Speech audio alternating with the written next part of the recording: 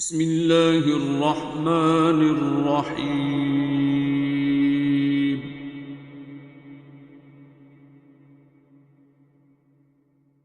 الرحمن۔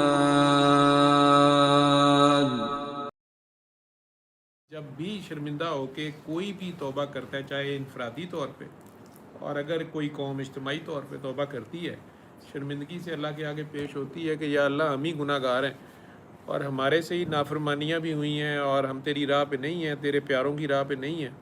اب ہمیں توبہ بھی قبول کر، خاص کرم بھی کر اور ہماری کو داد رسی کر، تو اللہ کوئی بندہ بھیجتا ہے، پھر اس بندے کے ساتھ مل کے چلنا ہوتا ہے۔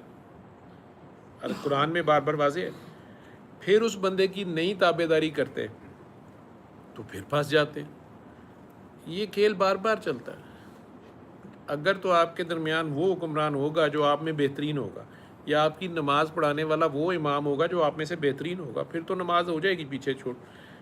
آگے اچھا بندہ کھڑا ہے تو پیچھے والوں کی کچی پکی بھی نماز ہے، لیکن اس کے ساتھ اٹھک بیٹھک ہی کر لیں تو نماز ہو جائے گی۔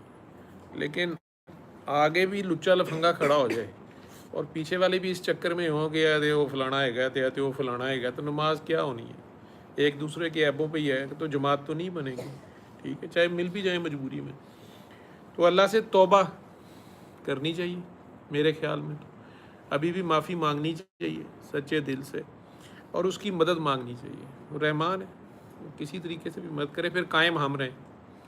جہاں ہم نے کھڑے ہونا ہے وہاں ہم کھڑے نہ ہوں، جو ہمارے حصے کا کام ہے وہ ہم نہ کریں، اور وہ بھی کہیں کہ اللہ ہی کرے گا، اللہ دی مرضی جی۔ وہ اقبال کہتا ہے نا کہ نادان گر گئے سجدے میں جب وقت قیام آیا۔ تو جہاں خود کھڑا ہونا تھا وہاں کا اللہ ہی کرے گا۔ وہ جی سانو اللہ دی مرضی جی، اللہ کی مرضی ہے ہی نہیں ہے، لیکن ہم نے کام کرنا ہے وہ ہم نے کرنا ہے۔ لیکن کم از کم ابھی بھی وقت ہے کہ توبہ تو کریں اللہ سے۔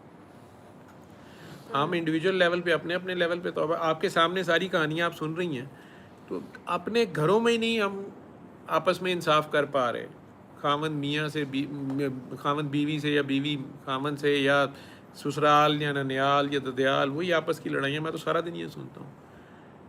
ایک گھر آپس میں اکٹھا نہیں رہتا تو ایک ملک کے 4 صوبے یا 100 شہر انہیں اکٹھا کرنا، پھر کمیٹی آف نیشنز میں اپنا جگہ بنانی اور عزت کے ساتھ زندگی گزارنی، وہ سارا کا سارا ایک پورا اللہ تعالیٰ نے تو نظام دیا ہے۔ میں تو علم القرآن خلق الإنسان علمه البيان الشمس والقمر بحسبان والنجم والشجر يسجدان والسماء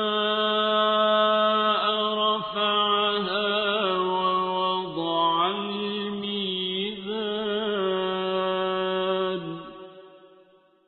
ألا تطغوا في الميزان وأقيموا الوزن بالقسط ولا تخسروا الميزان والأرض وضعها